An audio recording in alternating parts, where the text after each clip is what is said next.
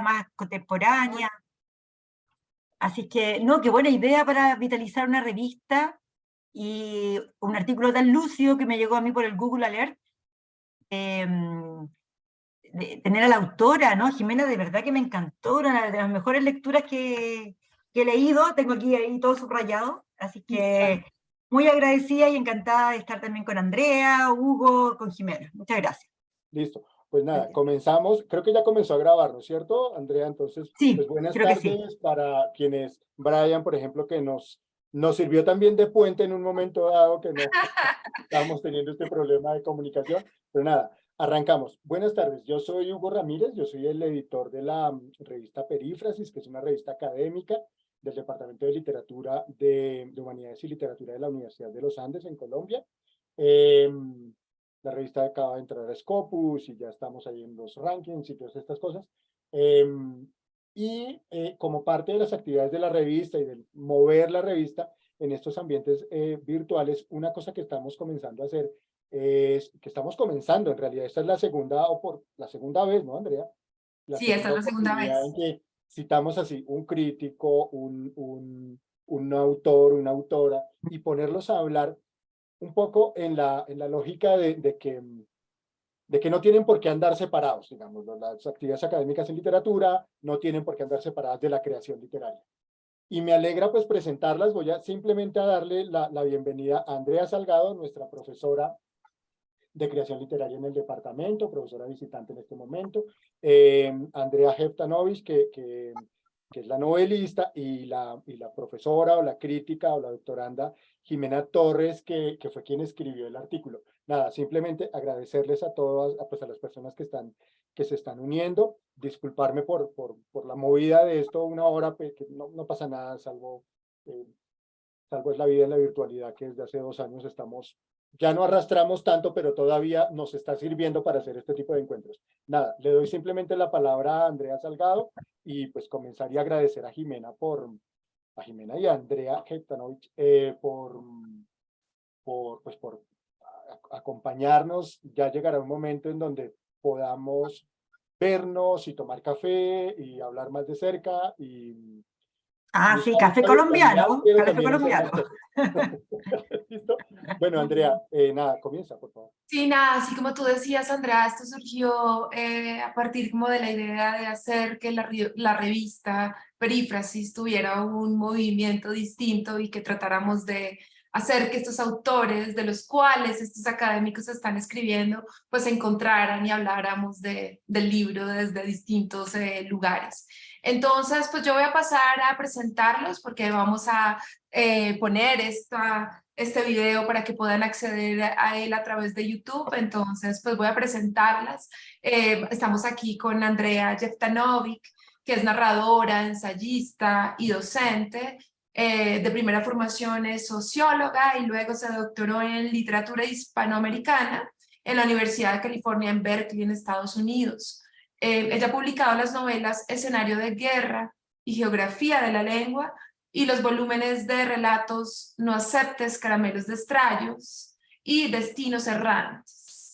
También ha escrito no ficción. Es autora de los títulos Conversaciones con Isidora Aguirre, Hablan los hijos y Escribir desde el trapecio. Ha recibido varios reconocimientos, entre los que se destacan el Premio Círculo de Críticos de Arte de Chile, el Premio Municipal, Consejo Nacional del Libro, el Pen Translates Awards. Su obra ha sido traducida al portugués, inglés, danés y turco y ha sido editada en sellos latinoamericanos. Además, ha sido invitada a participar en festivales, pasantías, a dictar conferencias en Alemania, Argentina, Dinamarca, España. Y bueno, y sigue una larga producción y un largo trayecto. Y aquí estamos con Jimena Victoria Torres, que escribió este artículo increíble sobre geografía de la lengua. Ella en este momento, y fue bastante parca en su información biográfica, se encuentra en la Universidad de Zaragoza y está centrada en narrativas. Su investigación está centrada en narrativas del Cono Sur, maternidades grotescas, dice ella, familia y perspectiva de género, y ahí estábamos hablando incluso como de los libros de los cuales está comenzando a pensar, investigar. Entre ellos está Mugre Rosa, nos estaba diciendo, y La azotea de Claro. Fernanda Trías. ¿Y cuáles eran los otros dos de los que hablabas, Jimena? Trabajo también Lina Meruane, Alina Meruane. Ariana Harwitz, posiblemente Claro. Andrea Jovanovic. O sea, Sí, tengo unos cuentos, no novelas sobre el tema. Tengo mi novela nueva trata de ese tema. No soy tan monstruoso, pero de maternidad. Pero claro, los títulos que da yo estaría de acuerdo y yo te hubiera recomendado lo mismo. Lina y Ariana Harwitz. de Ariana Harwitz. Sí. Claro, Mátate Amor. Sí, Sí, Mátate Amor. la Sí. trilogía, sí. Aquí la acaban de Y también La publicar. Perra. La Perra de Pilar Quintana. Ah, sí, bueno, lo que le comentaba Andrea seguramente es un corpus que se ampliará muchísimo porque es un tema ahora en auge y seguramente tendré que ampliar el foco, pero bueno. Está diciendo que Línea Negra de Yasmina Barrera también, recién. Ah, verdad, Sí. verdad.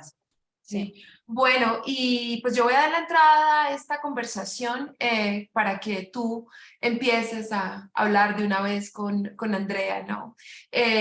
Yo veo un poco cómo está centrada este artículo que escribiste sobre cómo estas relaciones de pareja pues se están desarrollando en este ámbito virtual, y pues estás hablándonos de poshumanismo, nos estás hablando de otros referentes como el amor líquido, nos estás hablando también de Baudrillard, y nos estás hablando del simulacro. Entonces yo te dejo a ti, que eres la experta en el tema, para que hables con Andrea y le demos vida a esta conversación. Muchas gracias, Andrea.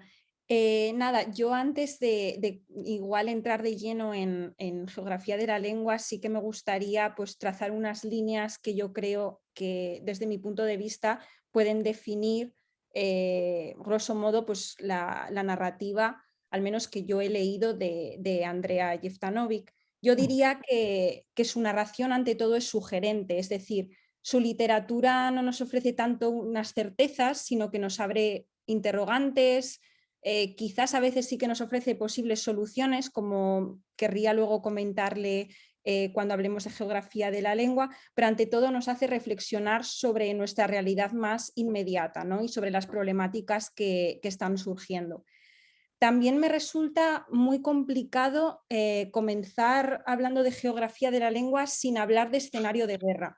Escenario de guerra es una novela que leí recientemente, debo reconocer, llegué a geografía de la lengua gracias a la Cátedra Chile de la Universidad de Salamanca, que nos trajo nombres de autoras que no conocíamos, y ahí es cuando leí geografía de la lengua y me inicié en su lectura y luego me inspiró para escribir el artículo. Pero realmente la lectura de escenario de guerra me ha hecho darme cuenta de que hay un tema que las conecta y que podríamos decir que a lo mejor es una constante, ¿no? en tu narrativa, que sería ese desarraigo, esa identidad perdida, ese sujeto que no se encuentra en un mundo líquido, que está lleno de desplazamientos. En el caso de escenario de guerra tenemos esa necesidad de construir una memoria, ¿no? Una memoria familiar por parte de la protagonista ante esos constantes desplazamientos de casa, la violencia de la guerra que obliga a la familia a migrar. Entonces, la primera pregunta sí que me gustaría plantear es pues, la importancia, ¿no? de este desplazamiento y de esta necesidad de autoafirmarse como individuo en una sociedad que es migrante, líquida y llena de interrogantes, ¿no? Ese es el primer punto que me gustaría abordar y que sin duda se puede relacionar con geografía de la lengua, donde tenemos una pareja que busca un lugar común que nunca encuentra por esos constantes desplazamientos y esa relación a distancia que los aboca a la inestabilidad, ¿no? Yo creo que ahí podría haber un puente, aunque sean temas distintos, memoria y relación a distancia, pero al final el trasfondo pienso que puede ser el mismo, en cierta medida. Sí, gracias Jimena. Yo reitero mi agradecimiento a tu lúcida lectura. Eso nos sucede mucho a los autores, que las lecturas que pueden generar, bueno, ensayistas o lectores comunes y corrientes que no están tan entrenados quizás en lo literario, nos enseñan otras capas del mismo texto que uno supuestamente tiene tanto dominio, y eso es maravilloso, y ese asombro de estas lecturas que de algún modo te hacen recorrer itinerarios que tú pensaste que no hiciste. Entonces tu primera pregunta, creo que yo nunca lo había conectado, y mientras te escuchaba yo asentía, porque sí, siempre pensé que eran dos novelas muy distintas, y en general mis libros de ficción son muy distintos entre sí, porque me gusta la experimentación formal, temática, pero tampoco es cierto que los autores partimos de cero en cada libro, de modo que sí, me hace muchísimo sentido lo que comenta, la idea del desarraigo, la idea de explorar una narrativa de desplazamiento, de pensar que siempre hay un punto de fuga en la existencia, en las relaciones humanas, también la idea de un punto ciego entre dos personas. Por ejemplo, en Geografía de la Lengua,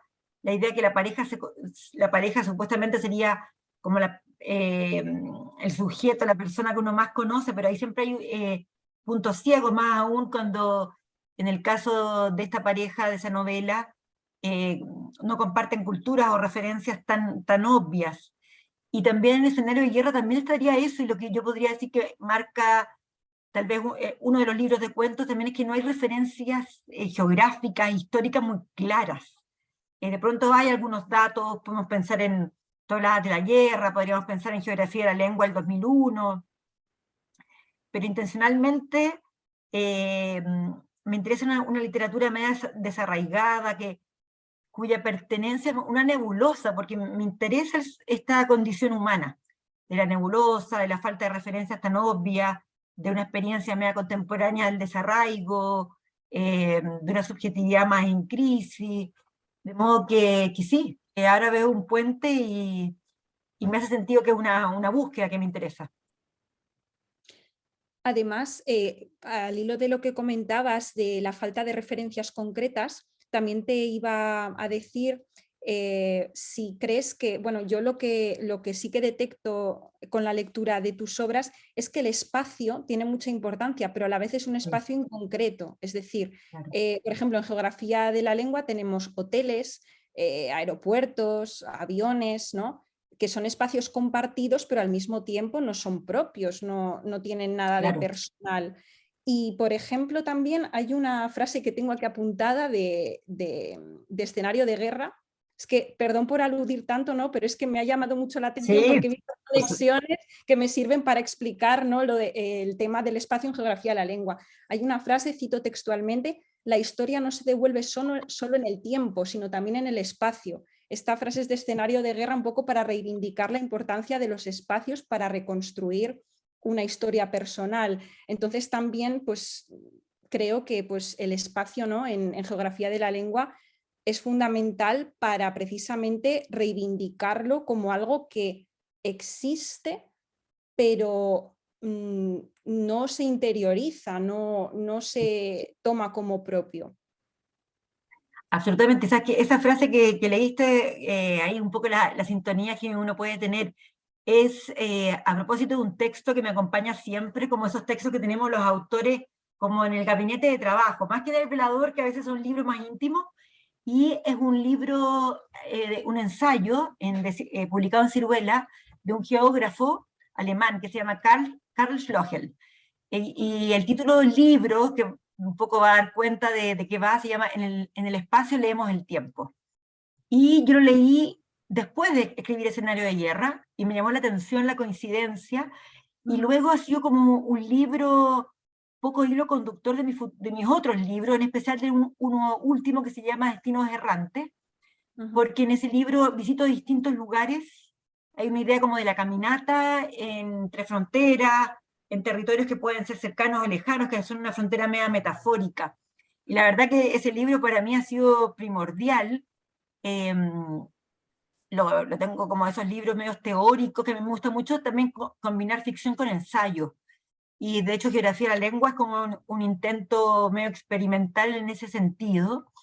Y al mismo tiempo si me concentro más en mis libros de ficción, me interesaba alternar lugares, porque Escenario de Guerra ocurre bastante intramuros, pese a que hay una referencia como de un lugar más abierto de guerra, en una casa que también es como un tropo literario de la literatura escrita por mujeres, la idea de una escritura más de puertas cerradas, de intramuros. Y luego Geografía de la Lengua, y quise explorar todo lo distinto. Y para mí era un lugar desafiante, lo de pensar lo que tú acabas de decir, esta especie de no lugares, los espacios en distintos, que siempre se están escapando, porque uno habita temporalmente un avión, temporalmente un aeropuerto, temporalmente un hotel. Para mí fue un desafío, porque he sido bastante lectora de autoras, y si pensamos en las autoras del siglo XX, por razones obvias, sociológicas, ¿verdad?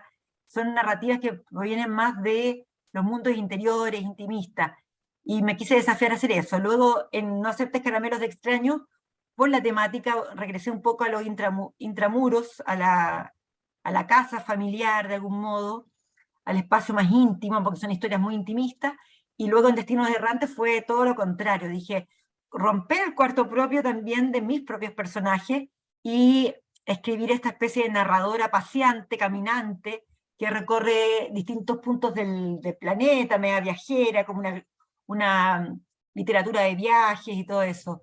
Debo adelantar que mi nueva novela va de nuevo, se ve que alterno. Tiene también quizás con la experiencia de la pandemia, un poco me forzó la pandemia, estos 2 años de encierro, a que una buena parte de la historia transcurra en un espacio bien claustrofóbico.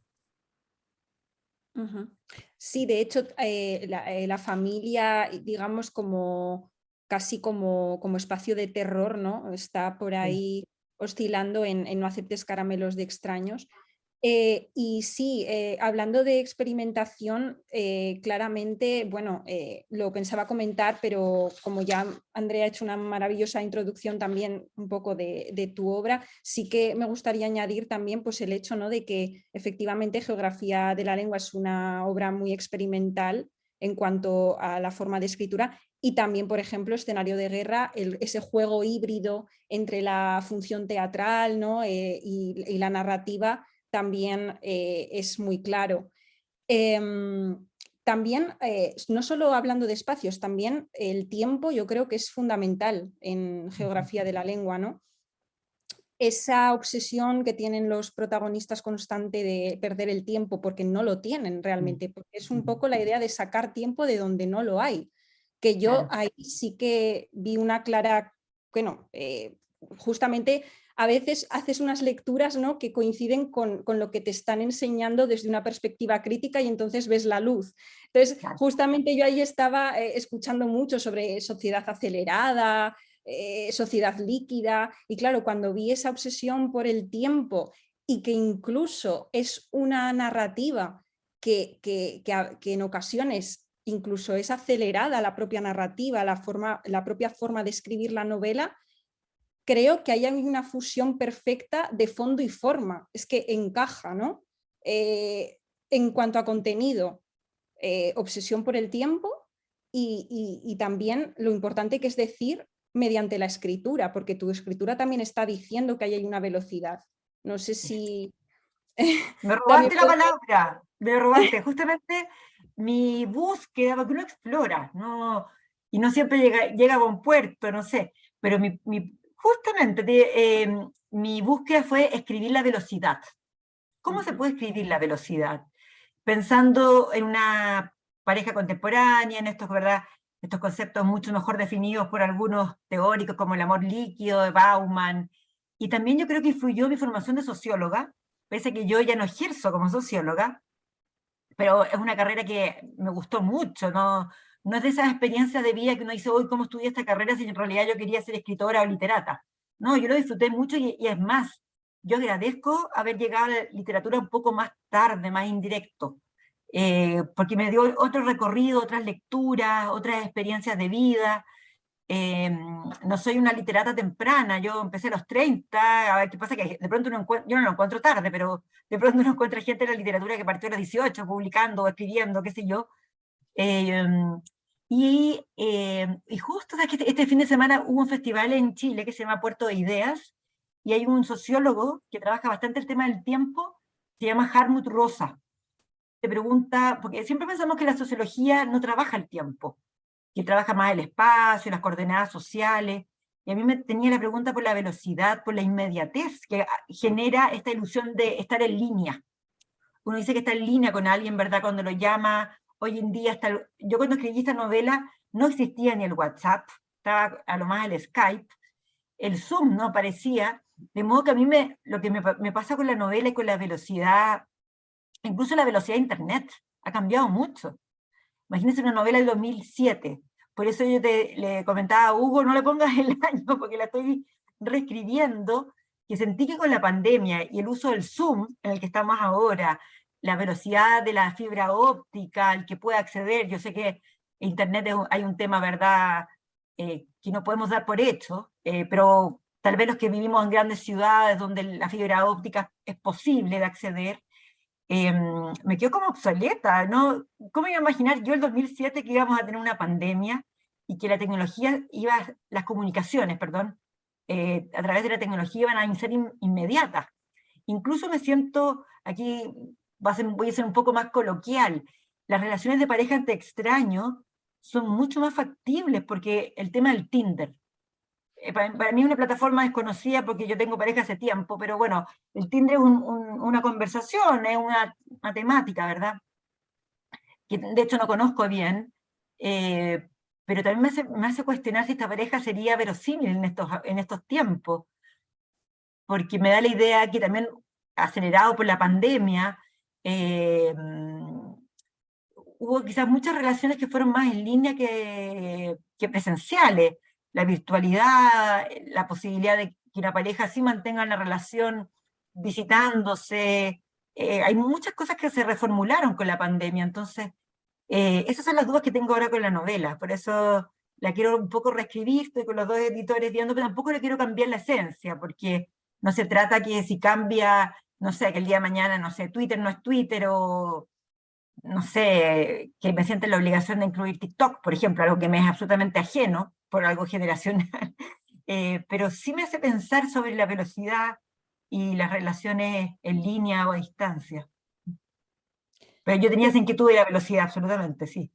Es que, bueno, y además, al fin y al cabo, sí que es cierto que ahora la tecnología es, digamos, el inicio de estas relaciones, pero al mismo tiempo, para parejas que ya se han conocido previamente y que luego, pues por circunstancias, están en la distancia, también es la forma de comunicación. Entonces, Claro, en ese sentido, sí, yo creo que todavía hay personas, yo misma, que podemos estar en esa circunstancia, ¿no? De decir, claro, bueno, yo conocí a mi pareja físicamente, pero ahora, pues durante X tiempo, tengo que mantener esa comunicación a través de claro. lo tecnológico, que de hecho es el siguiente punto que quería comentar, ¿no? Que por supuestísimo la cuestión del tiempo pues está relacionada con la presencia de la tecnología en la novela y cómo esta velocidad de lo tecnológico pues ya influye, ¿no?, en cómo ven la realidad los propios personajes, que también pues, podría relacionarse, ¿no?, con esa duda que tienen constante de si lo que viven es real o no. Es decir, hasta qué punto la virtualidad afecta a la percepción de lo que sí que se manifiesta de manera presencial, física. Que esto también nos llevaría pues, a la importancia de los sentidos, ¿no? Cómo Sí, los personajes se recrean en el sentido del tacto, puesto que es algo que normalmente no pueden disfrutar, siempre están pues, en ese mundo virtual, ¿no?, a través de la vista, del oído. Entonces, claro, ¿hasta qué punto esa relación no deja de ser real por ser virtual? Eso es lo que a mí me llevó a preguntarme al leer la novela, y cómo hay, digamos, una polarización entre el tacto y la realidad frente a otros sentidos y lo virtual. O sea, hasta qué punto la intensidad de esa relación o la propia noción real de la relación se pierde por esa mediación tecnológica, sería un poco Sí. la cuestión. Sí, yo lo dejo también instalado como pregunta. Es una pregunta aparte muy de nuestros tiempos. ¿Quién más real? Alguien con el que tiene sintonía y que siempre te comunica en esta mediación, o alguien que quizás, no sé, un compañero de trabajo, que presencialmente compartes con él todos los días y realmente no hay una conexión muy profunda, digo, como de amistad humana. Sí, y también produce la pregunta de lo sinestésico. Yo no soy una persona muy tecnológica, mi pregunta era más por claro, es lo que tú me acabas de comentar, esta interrogación de las posibles realidades, que pueden haber muchos planos de realidad, qué es más válido, qué es más legítimo, que uno puede cuestionar a alguien que siente una enorme sintonía por alguien que quizás sus principales o sus mayoritarias interacciones son de ese tipo. No, claro, yo lo dejo como instalado como una pregunta, una cuestión, una pregunta, una interrogante, porque hasta el día de hoy no la podría resolver y es misteriosa.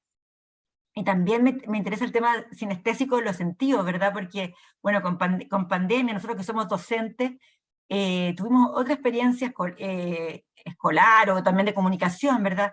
De que uno no incluye el cuerpo y pierde el olfato, así como el COVID, uno de los síntomas era perder el olfato.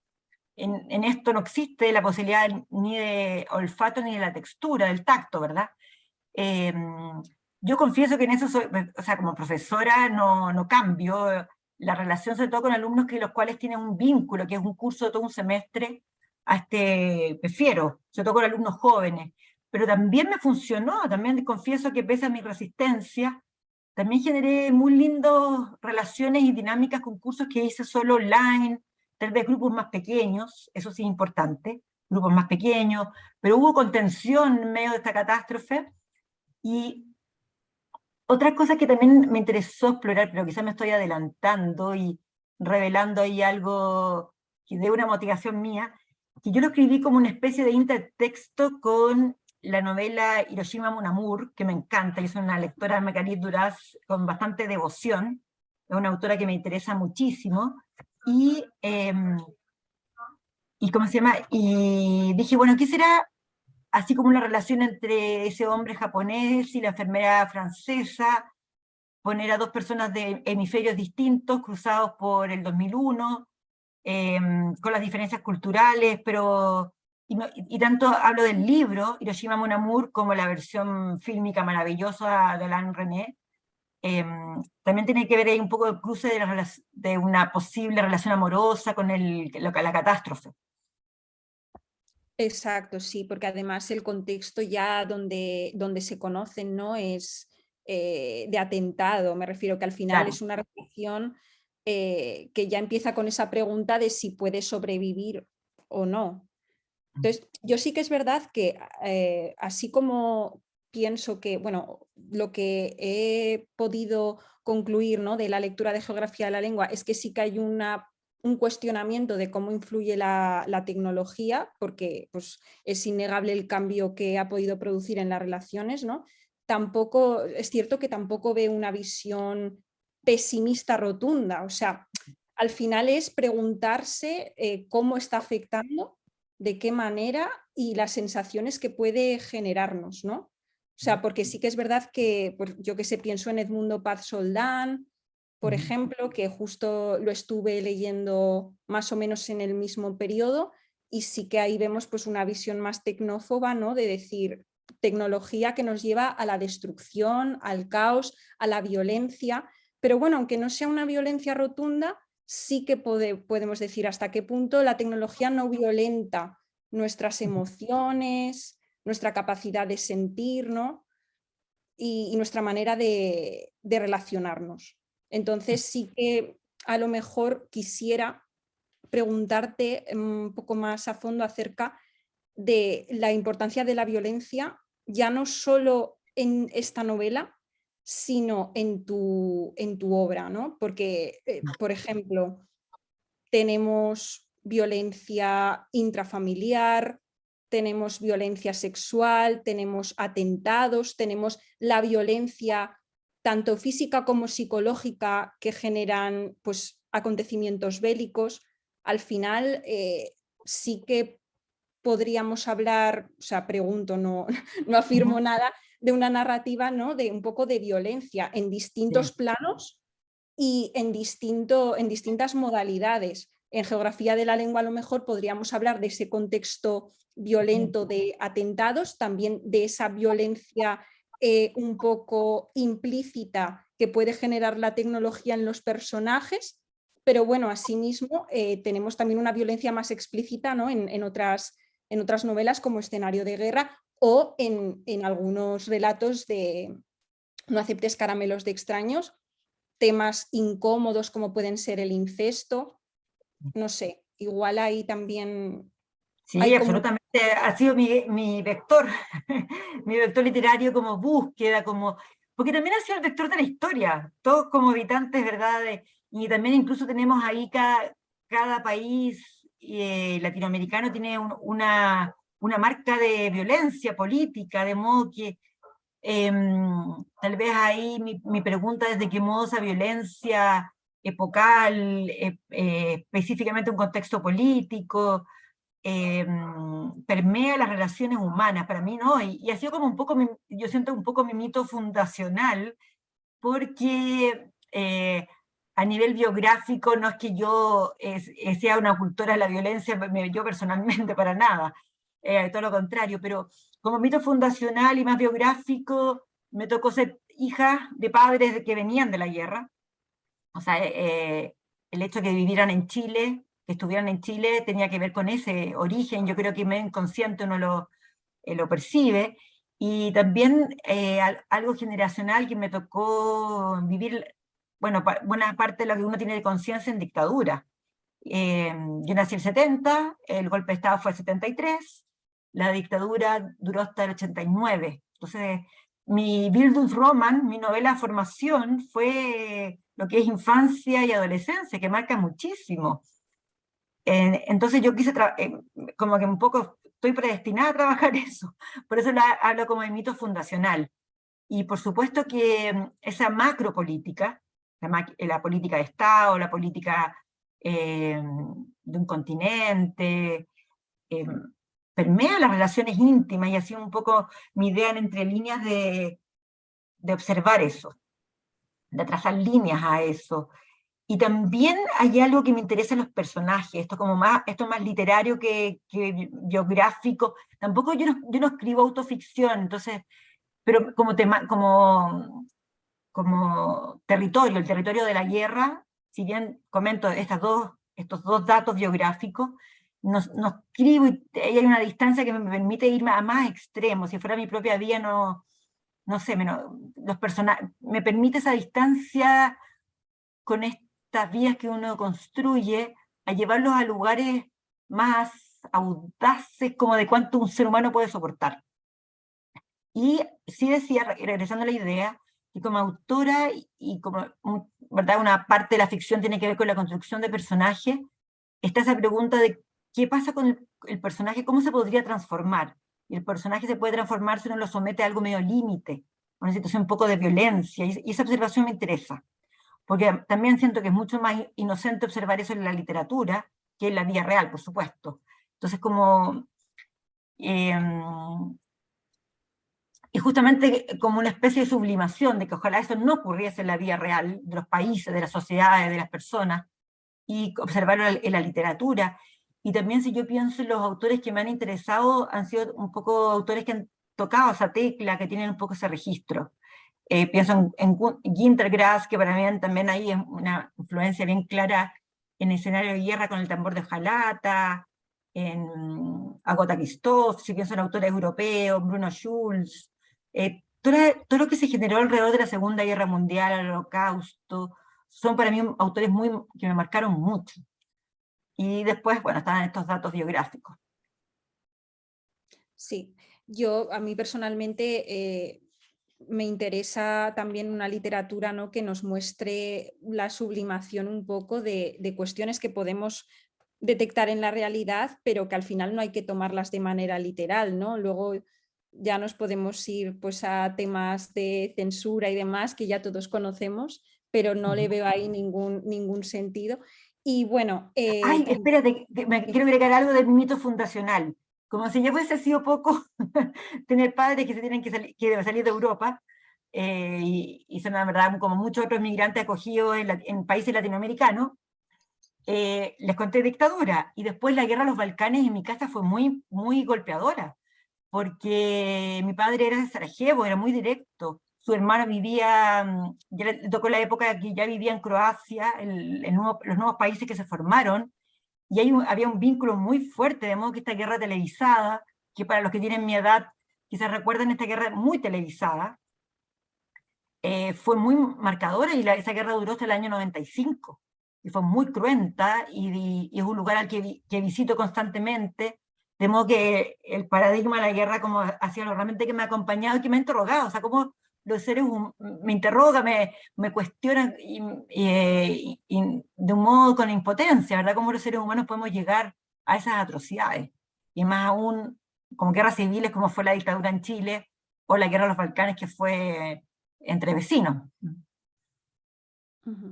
Perdón, Jimena, te No, interrumpí, que me acordé porque en algún momento había pensado que habían sido 25 años de estar un poco vinculada a esa circunstancia, de tenerla en la cabeza.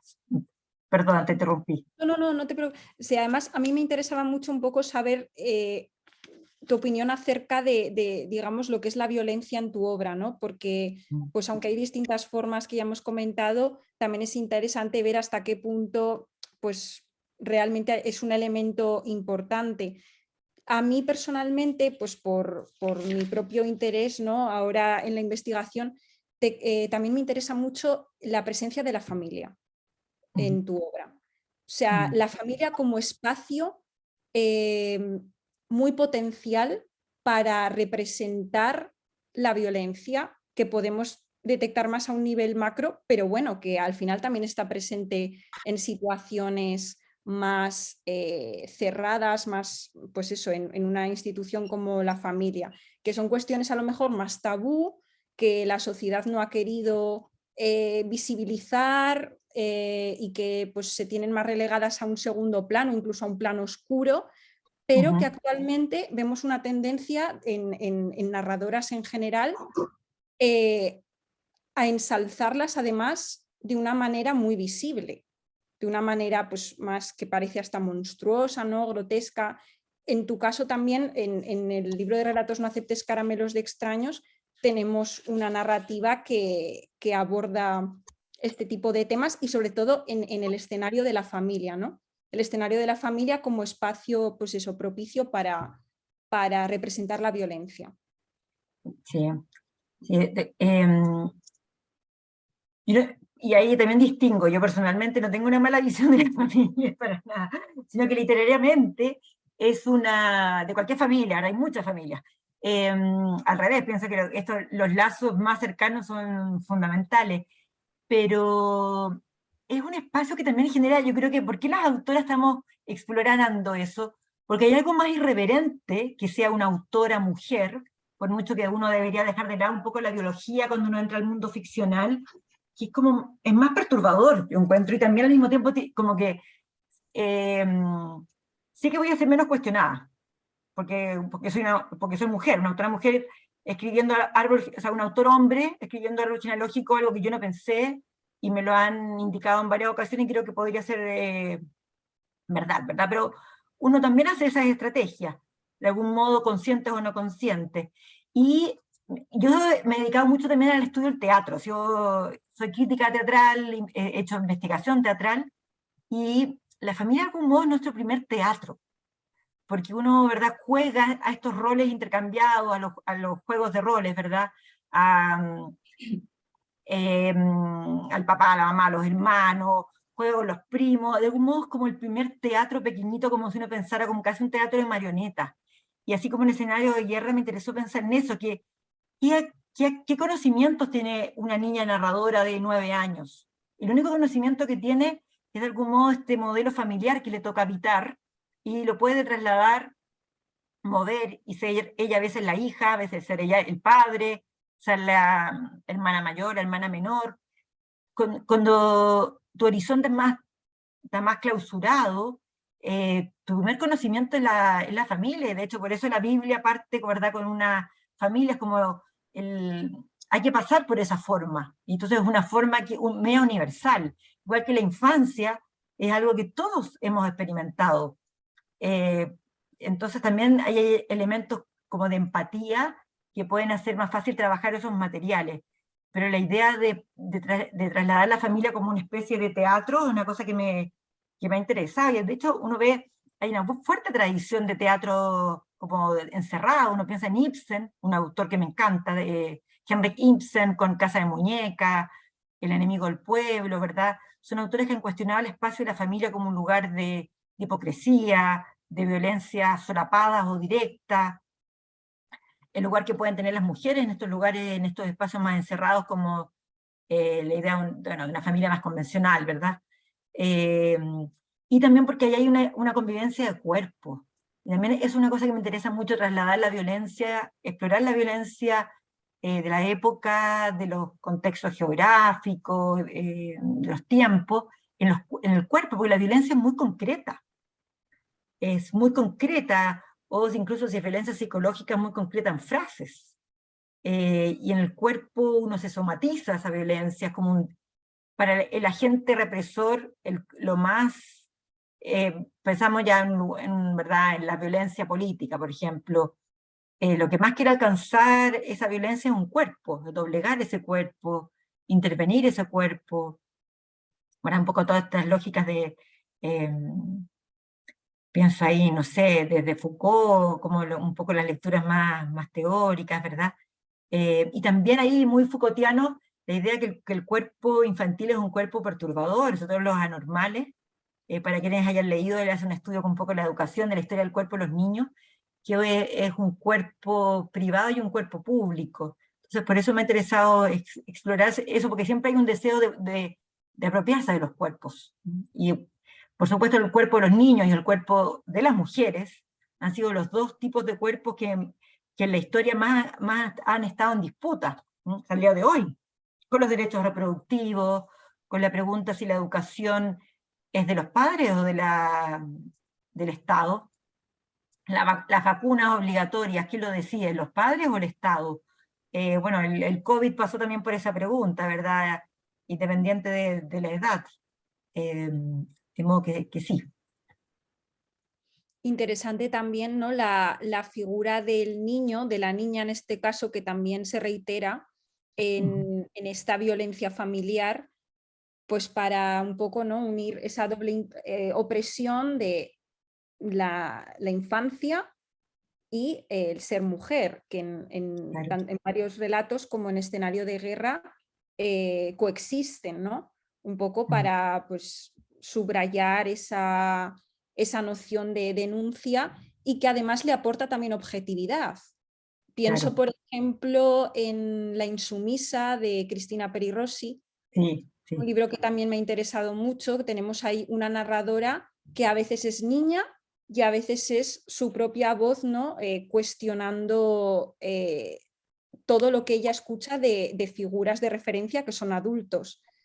Y me llevó también a pensar, ¿no?, en la protagonista de Escenario de Guerra, en el sentido de, bueno, a veces, bueno, hay saltos temporales, a veces estamos en la infancia, que no hay una línea cronológica concreta, me refiero, pero en todo momento identificas cuando está en una etapa o en otra, y esa narración en primera persona siendo una niña, y que además lo asume con cierta normalidad, es lo que creo que también hace que sea una verdadera subversión, ¿no?, narrativa, mientras que si a lo mejor pues simplemente está narrado desde un punto de vista ya crítico por ella misma, ya no se percibe de la misma manera. Claro, no, te hacen licencia, y de hecho cuando nombras a Cristina Peri Rossi, para mí también ha sido una referencia, una lectura importante, tanto en La insumisa, porque ella trabaja muy bien los cuerpos, y también en La rebelión de los niños, que era un poco a partir de la dictadura uruguaya, y también ha sido, para mí fue muy marcador, porque leer literatura de guerra narrado por niños, hay muchísima producción, Y pienso también en España, todo lo que se produjo a propósito de la Guerra Civil Española, Rosa Chacel, es una lectura, y también esa cosa de el entre líneas, en Memorias de Leticia Valle, de hecho después me tocó escribir el prólogo, en Nada, de Carmen Laforet, en Juan Marcé, en Si te dicen que caí. Pienso que en distintos contextos, Guerra Civil Española, la guerra, digamos, la Segunda Guerra Mundial Europea, las dictaduras del Cono Sur, pienso en algunos autores de Centroamérica, me ha interesado esta estrategia de esta narrativa porque es muy perturbador un niño dando cuenta de la historia, denunciando la historia, cuestionando la historia, y permite también un área de los secretos, de lo no dicho, lo que está tácito en entre líneas, que también es una especie de un tipo de literatura que me interesa. Lo no dicho, Como que es medio hermenéutica, como de ir a través de esta comprensión a medias, de este cuerpo a medias, hacer eso. Y también, y otro grupo de lecturas en esa línea fue la literatura post-revolución mexicana. Estoy pensando en estos grandes acontecimientos históricos que han producido literaturas que coinciden en esa estrategia. Exacto, una estrategia casi performativa, ¿no? De decir Sí. lo no dicho y hasta qué punto la sugerencia dice más que un lenguaje explícito, una narración completa, esos huecos que sí que es cierto que son propios de una narrativa también, pues de la infancia, esa primera voz protagonista que decíamos, sobre todo femenina, ¿no? Para narrar, en el caso de la violencia del cuerpo, que es ahora una tendencia narrativa absolutamente. Pues sí, ese era un poco el punto que quería abordar en relación sobre todo con No aceptes caramelos de extraños, que sin duda pienso que para introducirse en tu obra es un libro magnífico, ¿no? Porque tenemos varios temas que coexisten. También pues esa idea de exposición, volviendo también un poco a Geografía de la Lengua, esa idea de exposición creo que también permea un poco ese libro de relatos. Me parece que el titulado La desazón de ser anónimos, ¿no? Sí.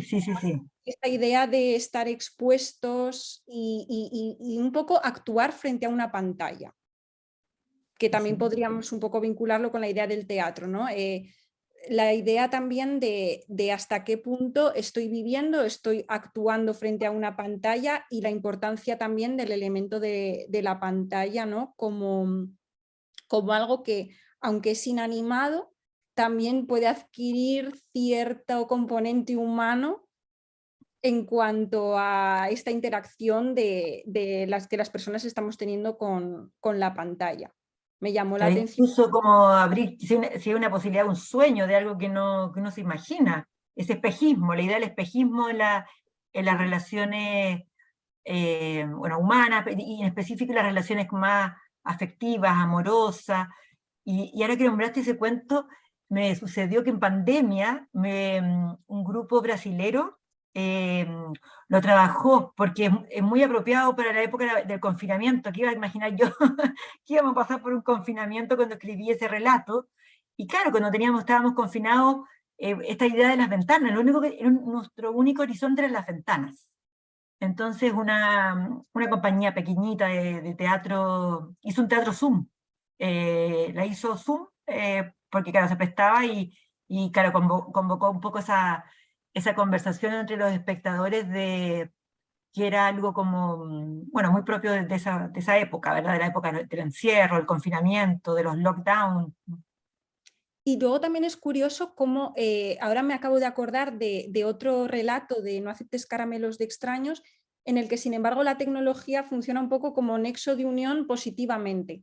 No recuerdo ahora bien el título, pero básicamente un matrimonio que lleva ya muchos años casado. Sí. Entonces la tecnología es como una forma de experimentación y de reencontrarse y de revivir esas emociones que habían perdido, ¿no?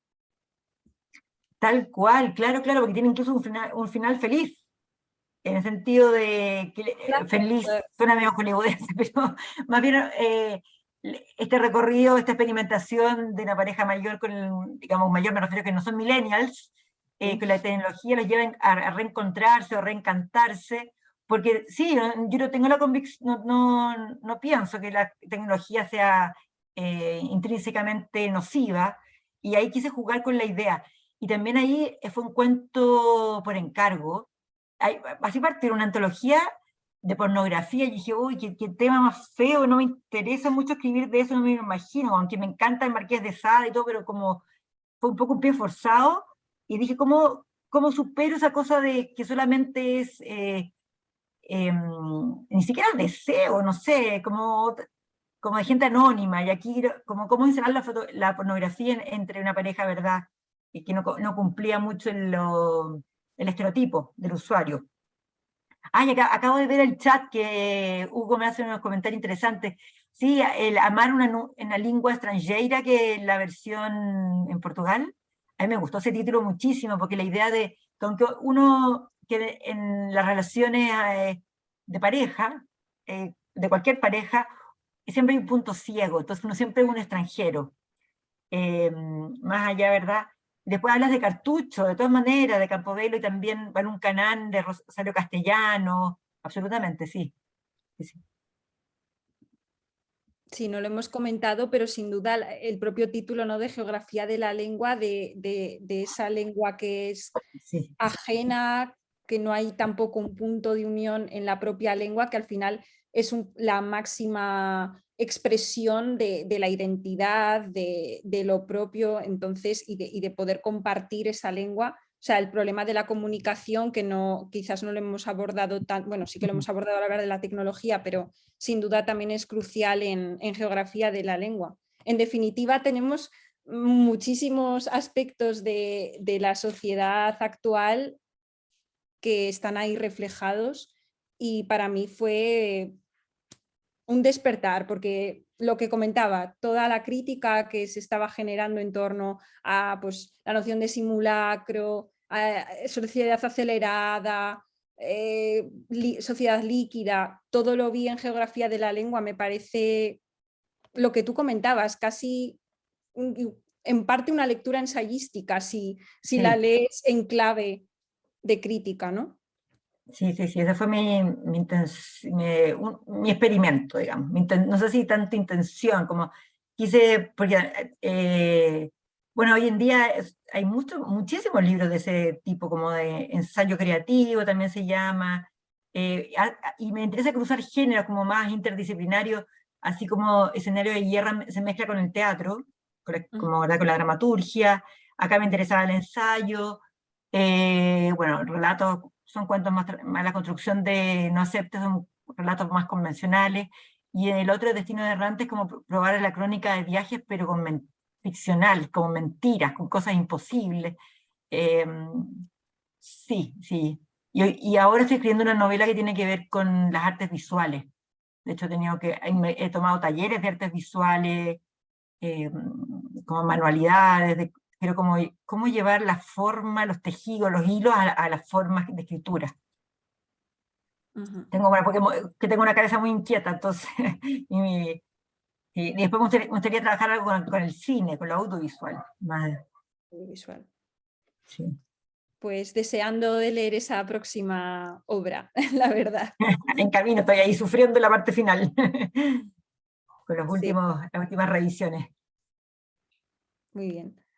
Pues la verdad es que por mi parte los aspectos cruciales, ¿no?, lo que te quería sobre todo preguntar, porque al final pues son conclusiones que se extraen de las lecturas, pero hablar con el autor, la verdad es que es un lujo también para, pues, saber hasta qué punto no hay una conciencia, un propósito de trasladar ciertos mensajes, o bueno, al final son lecturas que enriquecen a lo mejor, o que amplían lo que ya de por sí está escrito, se abren nuevas líneas. Sí. Pero No, para la autora es muy interesante, porque de pronto hay cosas que uno intuía, y de pronto te quedan más cristalinas, o cosas que nunca pensaste. Es un poco lo lindo de escribir libros, ¿verdad? Porque nunca están cerrados. tienen múltiples lecturas, como que siguen vivos gracias a eso, gracias a nuevas lecturas, y bueno, y que hablar de una lectura que se hace ensayo, que se publica en una revista prestigiosa, o sea, para mí un enorme regalo, y me hace pensar muchísimo, y me ilumina, y de verdad, Jimena, te agradezco el trabajo, tu escritura, la maravillosa escritura, y me llevaste por otros recorridos, y ampliaste, y como que actualizaste esta búsqueda, y que aparte me llega en un momento preciso porque la estoy editando, y me haces ver una serie de zonas desconocidas. Así que muchas gracias, al revés, muchísimas gracias. Muchas gracias también a ti por darnos esta obra, y a la revista Perífrasis por permitir también, por dar el espacio, ¿no?, para publicar crítica acerca de obras que pues a lo mejor no están en el principal canon de lo que se estudia en las universidades, pero que gracias a, como comentaba, la Cátedra Chile, pues pudimos disfrutarlas en un máster de literatura hispanoamericana de la Universidad de Salamanca como obra fundamental. Nosotros no nos cruzamos en esa oportunidad cuando yo fui, ¿o sí? No, quedó ahí, la cátedra. Alguna vez fui presencialmente a la Cátedra Chile, en Salamanca. Sí, pues esto fue hace 2 años, y entonces, pues la verdad que fueron lecturas junto con Zambra, no recuerdo ahora los autores concretos, pero sin duda, pues bueno, ahí tuvimos la oportunidad de indagar en aspectos, ¿no?, de las obras que nos llevaron al aula, y una de ellas era Geografía de la Lengua. Mira qué sorpresa, no sabía que había quedado ahí dando vueltas. Sí, sí, así fue. ¿Querías preguntar algo, Hugo? Creo que estás... No sé si me escuchan. Sí. Te oímos. No, simplemente era un poco para ir cerrando. Me gustó mucho, voy a decirlo, me gustó más el título en portugués que el título en español. A mí también. Es precioso ese título. De hecho, cuando lo leí en español y luego miré, que es socióloga y tal, yo dije, sí, bueno, sí, tiene todo el sentido. Socióloga, escribe un libro, una novela que se llama Geografía de la Lengua, Lengua en Contacto, por pura formación lingüística mía, dije, tiene todo el sentido. Y después viendo la novela, viendo el artículo, yo decía, claro, es que aquí hay una cosa que se me disparó hace una semana cuando me dijiste lo de la fecha. Yo dije, claro, es que aquí hay una cosa, y es que esta novela antes de la pandemia, sin Zoom, es una cosa, y esta novela después de la pandemia, con Zoom, con este tipo de conversaciones, es otra cosa. O sea, acá necesariamente... Eso me dejó complicadísima la experiencia de la pandemia. De hecho, una infidencia, hace un rato cuando hicimos el corte y tal, hablaba yo con Andrea Salgado, y una cosa que yo le decía es, toca mirar cómo es el tema del cambio de la novela, porque es todo un tema el pensar, no sé, cómo la literatura o ciertos tópicos literarios o ciertos motivos literarios comienzan a aparecer o a transformarse como consecuencia de la pandemia. O sea, la manera de percibirlas, de establecer relaciones con las personas, no solo relaciones amorosas, sino, qué sé yo, de afinidades sociales, intelectuales, académicas, sociales. Al principio uno dice, no, eso por Facebook no se puede, eso por internet no se puede. ¿Cómo no se puede? Lo hemos hecho durante 2 años y se ha podido, y el mundo, comillas, como que no se ha acabado. Un horizonte insospechado, sí. Claro, creó como nuevas posibilidades. Ahí había una pregunta y era eso. El cambio, la reedición en la novela está asociada también con la pandemia nos obliga a repensar lo que se formuló antes, ¿o cómo es? En la novela. Sí, la verdad que 2 editores me lo ofrecieron, y yo no lo busqué, o sea, me lo ofrecieron, pero les dije que sí, porque son editores con los que trabajo constantemente, y les dije, sí, claro, pero después les escribí, pero ¿podemos revisarla un poco? Pero tampoco voy a cambiarla como para adecuarla al Zoom, ¿verdad? Es como las novelas del siglo XIX, principio del XX, que están llenos de cartas. Hoy en día, ¿quién se envía cartas de casa a casa, verdad? Con DHL o qué sé yo, o una novela que tenga un fax, que no puede, no existen los fax, pero siendo leal al espíritu, de repente me voy a permitir así darle algunas vueltas. Yo en general, mis libros como tienen han seguido este modelo muchas veces de ser publicado en sellos distintos, de mismo Latinoamérica, y siempre cambio. Ningún libro es igual al otro, me gusta. Eso está Incluso chévere. No aceptas Caramelos de Extraños, creo que ninguna de las 10 versiones, 10 ediciones es igual, tiene versiones un poquito distintas. También porque uno como autor aprende y ves cosas, llega otro editor y ve cosas que tú no habías visto, congruencia. También yo aprendo mucho, siempre estoy leyendo. Me gusta la idea como de actualizar los textos un poquito, sin cambiarlos, pero sí. Se convierte en todo un reto para el profesor de Sí. literatura o para el editor, bueno, como cuando ¿Qué uno lee versiones? José Emilio Pacheco, ¿no? Que, a ver, ¿qué es lo Claro. que voy a leer de Pacheco? O de Libertad bajo palabra de paz, ¿no? ¿Qué es cuál versión de Libertad bajo palabra es la que voy a leer? Porque Mira, imagínate con los puede nombres que me cambiar el estás mundo. bueno, con distancia o sea, son grandes autores, pero me pasa que tampoco no es porque sea tan perfeccionista, sino que me produce ganas de dialogar con el texto, eso, Sí, sí, en sí. diálogo. Andrea Salgado. No, pues nada, solamente agradecerles a todas por estar aquí y pues nada, y qué buena conversación. Espero que la repitamos en serio en carne y hueso. Ay, sí. ¿Parece? Pasarlo, ¿verdad? No solo Zoom. Sí, sí, sí. Sí, de todos modos.